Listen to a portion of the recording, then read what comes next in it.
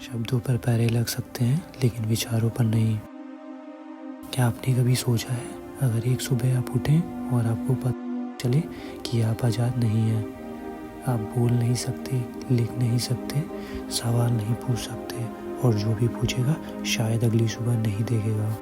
ये कहानी उसी सुबह की है, 25 जून 1975, जब भारत में सबसे लंबी राष्ट्ररात की शुरुआत हुई।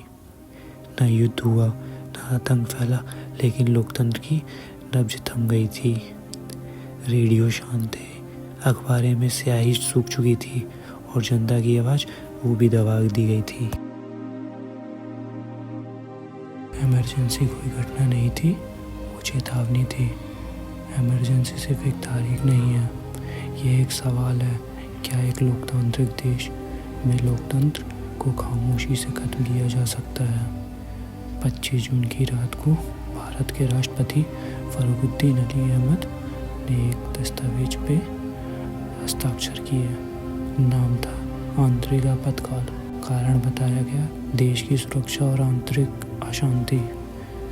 पर असलियत थी एक नेता की सत्ता का डर। नंबर 2, जयप्रकाश नारायण, डर की शुरुआत। जेपी आंदोलन, जिसमें युवाओं को जगाया, छात्रों को सड़कों पर लाया। उन्होंने कहा था संपूर्ण क्रांति अब इस देश में नारा है। ये नारा सत्ता के लिए खतरा की घंटी बन गई। इंदिरा गांधी की कुर्सी डगमगाने लगी। अहमदाबाद हाईकोर्ट ने चुनाव में धांधली का आरोप साबित किया। फैसला आया, उनका चुनाव रद्द, और यहीं से शुरुआत हुई डर का खेल। नंबर 4, जब कलम डरने लगी। इंदिरा गांधी जानती थी अगर कलम उठी तो सवाल उठेंगे, इसलिए प्रेस को सरकारी नियंत्रण में ले लिया गया। अखबारों को कहा गया कोई खबर छापने से पहले सेंसर अफसर की अनुमति जरूरी है। देश के सबसे बड़े अखबारों में संपादकीय खुद खाली छोड़ दिए। ये चुप्पी चीख बनकर गूंज रही थी। संजय गांधी, सत्ता की परछाई। इमरजेंसी में एक नया चेहरा सामने आया, संजय गांधी। ना वो चुने गए थे, ना वो सरकार में थे, लेकिन उनके इशारों पर अफसर चलते थे। उन्होंने कई योजनाएं बनाई, जैसे जबरन नसबंदी, झुग्गियों को जलाना, युवकों के लिए जबरन कार्यक्रम। लोग डरते थे कि अगर उन्होंने विरोध किया तो अगली सुबह जेल में उनका इंतजार कर रही होगी। नंबर 6, नसबंदी, जब शरीर भी आज़ाद नहीं रहा। संजय गांधी की सबसे बड़ी योजना जबरन नसबंदी अभियान था। लोगों को धमकाया गया, अगर नसबंदी नहीं करवाई तो राशन बंद, नौकरी खत्म। कई गांवों में पुलिस जबरदस्ती लोगों को उठा ले जाती। ऑपरेशन बिना एनेस्थीसिया के किए गए। हजारों लोगों की जान गई, लेकिन कोई आंकड़ा सामने नहीं आया। नंबर 7, दिल्ली में झुग्गियां जली, लोगों की उम्मीद भी। सजाओ राजधानी, इस अभियान के नाम पर झुग्गियों को बुलडोजर से मिटा दिया गया। तुर्कमान गेट पर विरोधी कर रहे लोग मारे गए। उन परिवार ने किसी ने ये नहीं पूछा तुम कहाँ जाओगे। नंबर 8, सुप्रीम कोर्ट ने कहा जीने का हक नहीं है। हाँ, एडीएम जबलपुर केस, एक ऐसा फैसला जिसने न्यायपालिका की आत्मा को झकझोर दिया। कोर्ट ने कहा आपातकाल के दौरान नागरिकों को जीवन का अधिकार भी नहीं है। ये भारत के न्यायिक इतिहास का सबसे शर्मनाक अध्याय था।